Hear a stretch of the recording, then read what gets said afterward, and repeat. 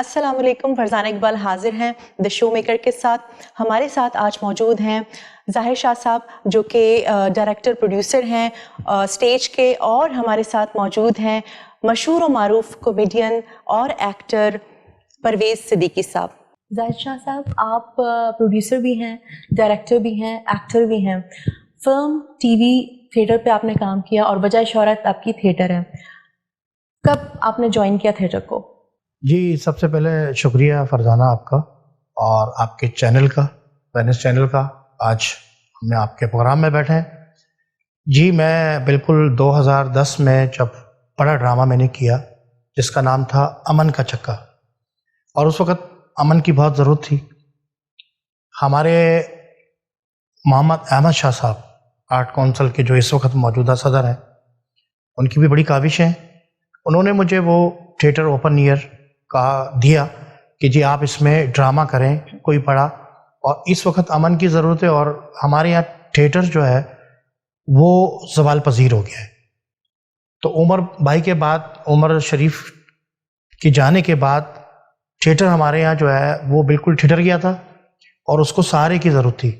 تو 2010 میں آ کر میں نے اس کو دوبارہ پروان چڑھایا، اور آج الحمدللہ کراچی اسٹیج ڈرامہ جو ہے ہماری چھوٹی سی انڈسٹری ہے لیکن ماشاءاللہ بھرپور کام ہو رہا ہے اور بھرپور طریقے سے، اور بے شمار ڈرامے اس کے بعد پھر میں نے کیے اسٹیج ڈرامے. فلم بھی کی، 2 فلموں میں کام کیا ایز اے ایکٹر، اور اب جو ڈرامے کرتا ہوں اس کا رائٹر بھی ہوں، اس کا پروڈیوسر بھی میں ہوتا ہوں، اور ایکٹنگ بھی اس میں کرتا ہوں. تو کوشش ہم یہ کرتے ہیں کہ کوئی ایسا ڈرامہ، اچھا ڈرامہ ہو کہ جس میں میسج ہو، اصلاح ہو معاشرے کی. تو سارے ڈرامے ہمارے امن کا چکا ہوا، بیٹی رانی ہوا، پیاری ماں ہوا، بکرا بدتمیز ہے، اور کیسے مناؤں عید ہے، اسٹیشن تھا، عید کے چٹکارے ہیں، ایسے بے شمار بڑے پلے اور بڑی کاسٹ کے ساتھ ہم نے کام کیا ہے. جس میں میڈم سنگیتا لے لیں، فلم سٹار رائلا آغا لے لیں، اور شفقت چیمہ ہے، لاہور سے نرگس تھی، نسیم بکی، اور ذوالقرنین حیدر، اور پھر سکندر صنم، اور کراچی کے بے شمار ہمارے سارے آرٹسٹ جتنے بھی تھے سب نے میرے ساتھ کام کیا ہے ماشاءاللہ، اور بھرپور ہم نے کام کیا ہے. پرویز صدیقی صاحب، آپ کی آمد کا بہت شکریہ. سر یہ بتائیے کہ آپ نے بحیثیت کامیڈین جب کام شروع کیا، آپ نے ایکٹنگ بھی کی، تو کون آپ کی انسپریشن بنا؟ انسپریشن کی تو وہی لمبی لائن ہے، اور سب سے پہلے میں جن سے بڑا انسپائر تھا اور جن کو میں نے دیکھا وہ تھے منور ظریف صاحب، جن کی فن اداکاری کو کبھی فراموش نہیں کیا جا سکتا. ان کی کامیڈی کو دیکھ کے بہت سارے کامیڈین بن سکتے ہیں، اور ان کی جو کیے ہوئے کام ہیں ان کو دیکھ کر اس دور میں بھی بہترین کامیڈین اگر بننا ہے تو ان کے کام کو دیکھنا پڑے گا. پھر اس کے بعد عمر شریف صاحب آئے، وہ فلم کے حوالے سے تھے انسپریشن میرے، اور یہ تھیٹر کے حوالے سے تھے، کیونکہ تھیٹر مجھے بہت پسند ہے. میرا اصل جو کام ہے وہ اسٹینڈ اپ کامیڈی ہے، جس کی وجہ سے الحمدللہ میں 22 سے 24 ملکوں میں جا کے پرفارم کیا ہے، پڑوسی ملک میں بھی جا کے پرفارم کیا ہے. پھر مجھے لوگوں نے کہا کہ آپ ڈرامہ تھیٹر کیا کریں، تو اب تھیٹر مسلسل کر رہا ہوں، اور اب تھیٹر جو ہے میری جان بن چکی ہے، اور مجھے بہت اچھا لگتا ہے تھیٹر کرنا.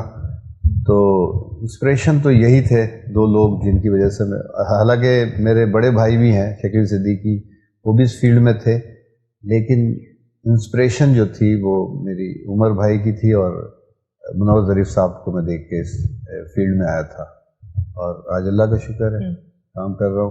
سر یہ بتائیے کہ آپ ایکٹر بھی ہیں ماشاءاللہ اور پروڈیوسر ڈائریکٹر بھی ہیں، تو پہلے آپ نے سٹارٹ کس چیز سے لیا؟ ایکٹنگ سے، اور اس کے بعد پروڈکشن اور ڈائریکشن میں آئے؟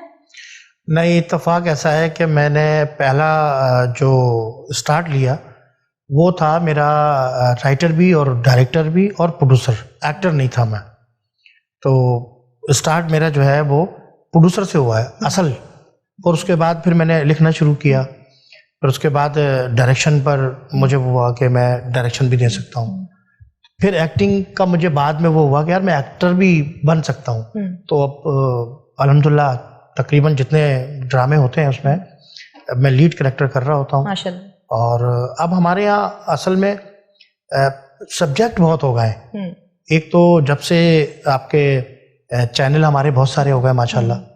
اس کے علاوہ پھر یوٹیوب ہے, اس کے علاوہ پھر فیس بک ہے, پھر انسٹاگرام. یہ تو ہم اب جو ڈرامہ ہم کر رہے ہوتے ہیں تھیٹر, جو اسٹیج ڈرامہ, بیسیکل اس کا نام دیکھا جائے تو ایک کھیل ہے, اور یہ ہم کھیل پیش کرتے ہیں.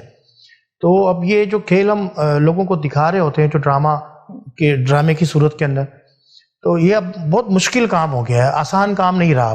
پہلے تھا آسان, آج سے 2000 سے پہلے, جب آپ کے پاس موبائل فون نہیں ہوتے تھے, جب یوٹیوب نہیں تھے, چینل نہیں تھے, اتنی نہیں تھی. جی. اب کیونکہ اب سبجیکٹ اتنے ہیں اور کام کرنے کا ہے, اور کام معیاری نہیں ہوگا, اصلاح نہیں ہوگی, میسج نہیں ہوگا, اچھی کامیڈی نہیں ہوگی, تو لوگ نہیں دیکھیں گے, ریجیکٹ کر دیں گے.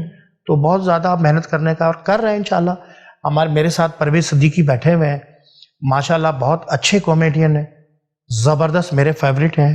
میرے بے شمار ڈراموں میں کام کیا ہے انہوں نے, بڑے بڑے ڈراموں میں. کراچی کے جتنے, مطلب یہ سمجھ لیں کہ اس وقت 8-10 سال سے جو کمرشل ڈرامے بڑے, جس کو ہم عوامی تھیٹر کہتے ہیں, معین اختر بھائی سے لے کے, عمر شریف سے لے کے, دیگر جتنے, رؤف لالا, شکیل صدیقی بھائی, اور دیگر جتنے بھی لوگ ہیں, انہی میں سے میرا بھی ایک نام ہے. ہم سب ایک ہی اس میں سے چل رہے ہیں, جس کو ہم عوامی تھیٹر کے حوالے سے مشہور ہیں. تو ہم عوام کے لیے کرتے ہیں صرف, نہ کہ صرف ہم اپنے لیے, صرف عوام کے لیے, کہ عوام کو کس طرح سے ہم وہ ہنسائیں.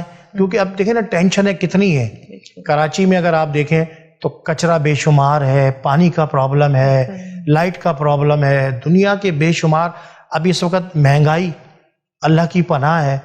ہم تو مہنگائی بلکہ ہمیں دیکھتی ہے, مہنگائی کو دیکھ کے ہاتھ جوڑتے ہیں کہ بھائی اب چلی جا, کب جائے گی, کون آئے گا ہم سے, یہ مہنگائی جو ہے کس طرح کم ہوگی. تو لوگوں کو جو ہے نا اس دور میں ہنسانا مشکل کام ہے, بہت مشکل کام ہے, اور وہ مشکل کام ہمارے حصے میں آیا ہوا ہے, اور اس کو ہم کر رہے ہیں. سر یہ بتائیے کہ مشکل کام ہے کامیڈی کرنا, لوگوں کو ہنسانا بہت مشکل کام ہے, رلانا آسان ہے. آپ میری نظر میں عبادت کر رہے ہیں, کیونکہ کسی کو خوشی دینا آج کل کے ٹینشن بھرے زمانے میں نیکی کا کام ہے. اور آج کل تو بہت زیادہ ضرورت ہے لوگوں کو خوش کرنے کی, محظوظ کرنے کی. آپ یہ بتائیے سر کہ پاکستان کے علاوہ آپ نے کہاں کام کیا؟ آپ نے بالکل صحیح کہا کہ ہنسانا بہت مشکل کام ہے. آپ کے دل میں کئی درد ہوں گے, اس کو ایک طرف رکھ کے, آپ کے گھر میں کوئی پرابلم ہوگا اس کو ایک طرف رکھ کے, آپ کے طبیعت میں کوئی خرابی ہوگی اس کو ایک طرف رکھ کے, سب چیزوں سے بالا طاق رکھ کے لوگوں کو ہنسانا کمٹمنٹ ہوتی ہے ایک کامیڈین کی. اگر میں آپ کو کہوں کہ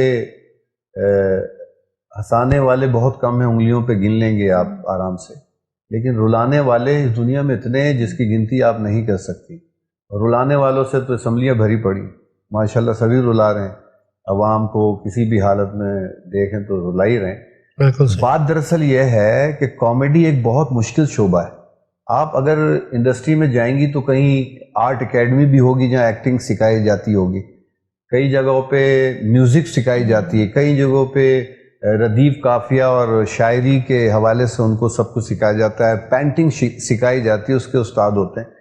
مجھے آپ کہیں بھی گوگل پہ سرچ کر کے بتا دیں کہ کامیڈی کی کوئی اکیڈمی ہو, یہ بائی برتھ ہوتا ہے, یہ اللہ کی طرف سے ایک نعمت ہوتی ہے, گاڈ گفٹڈ ہوتا ہے. اس کی ٹائمنگ, اس کے الفاظوں کا جو چناؤ, اس کو پھر پریزنٹ کرنا سب کے سامنے اچھے طریقے سے, لچر پن نہ ہو, جو ایک آپ اپنی ماں بہنوں کے ساتھ بیٹھ کر آرام سے اس کامیڈی کو انجوائے کر سکیں. بہت ضروری. تو یہ اللہ کی طرف سے ہوتا ہے, یہ بائی برتھ ہوتا ہے. تو اللہ نے مجھے اس لیے چنا ہے کہ لوگوں کو ہنسانا ہے. جب تک زندگی ہے لوگوں کے چہروں پہ مسکراہٹ بکھیرتا رہوں گا, ان کے آنسو چراتا رہوں گا انشاءاللہ.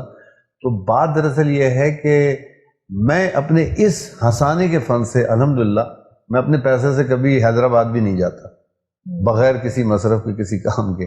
تو اس شعبے نے مجھے تقریباً 22 کنٹری, میں امریکہ 4 دفعہ جا چکا ہوں, کینیڈا گیا ہوں, آسٹریلیا, یورپ, مڈل ایسٹ, جتنا بھی سب گھوما ہوا ہوں. اسی فن کی وجہ سے لوگ مجھے پیار کرتے ہیں, بلاتے ہیں, اور اللہ کا اتنا خاص کرم ہے کہ ایک دفعہ جس گھر میں جاتا ہوں تو دوبارہ بلایا جاتا ہے. اس کی وجہ یہ ہے کہ آپ معیاری اچھا کام کریں گے.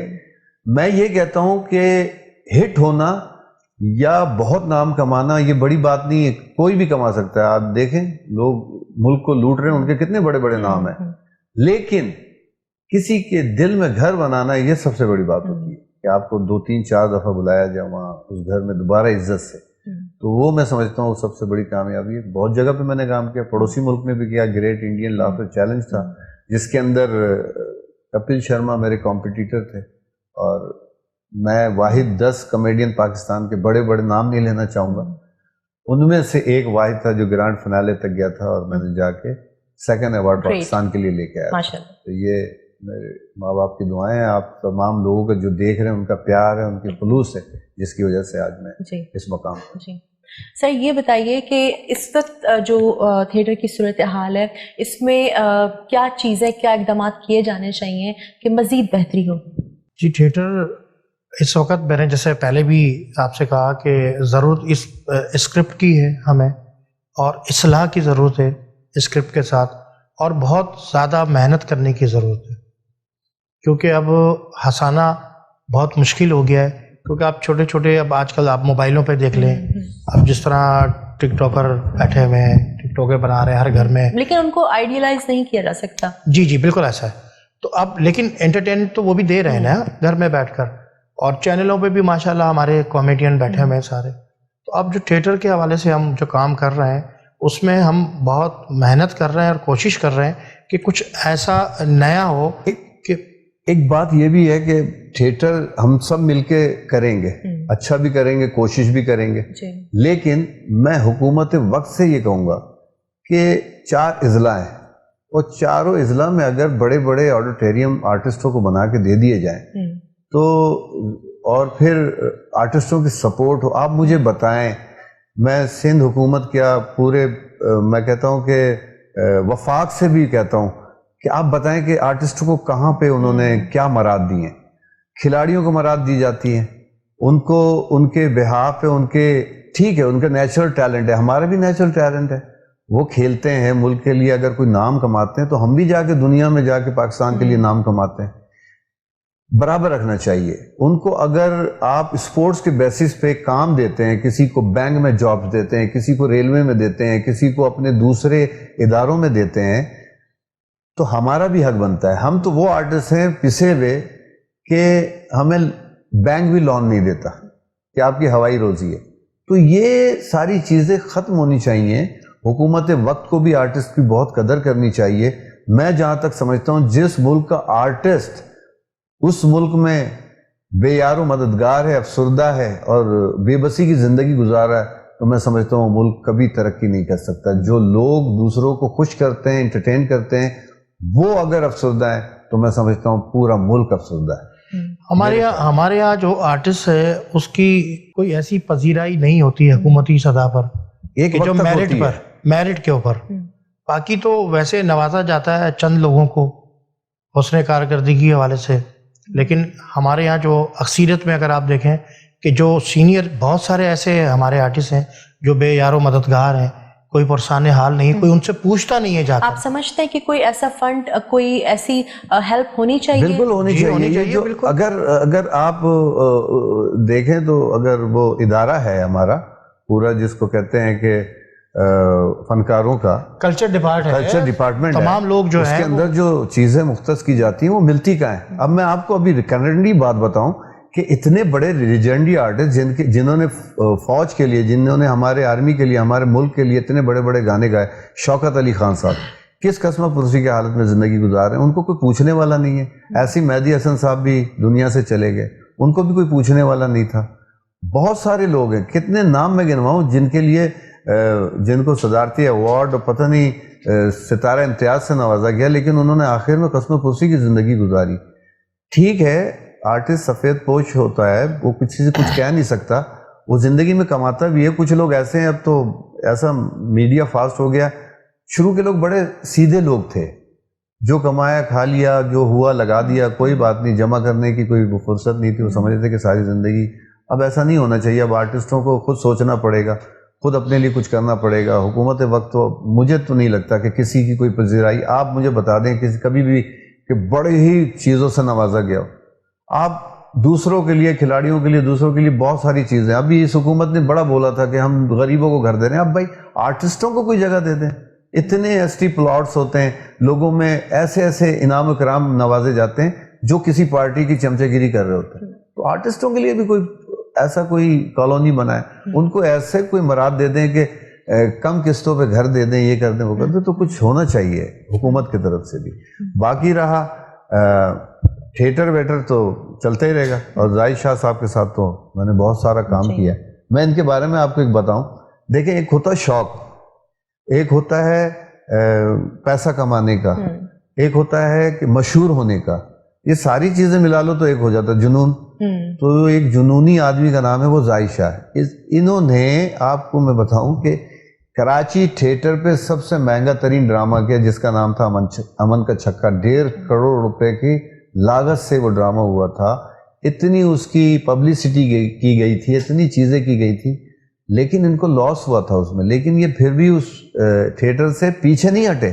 انہوں نے کہا کہ پیسہ بے شک جائے لیکن تھیٹر کہیں اسٹینڈ لے, کہیں لوگ آنا شروع ہوں, اچھی اچھی فیملیاں آ کے دیکھیں. پھر انہوں نے اس کے بعد سارے میگا پروجیکٹ کیے ہیں, سارے مہنگے ہی, 50 لاکھ کے بجٹ کا ڈرامہ, 45 لاکھ کے بجٹ کا ڈرامہ, سب میں نقصان.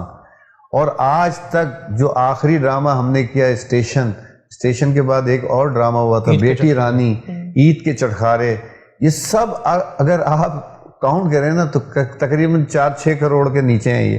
لیکن ان کا جنون ہے, یہ چاہتے ہیں کہ تھیٹر ہو.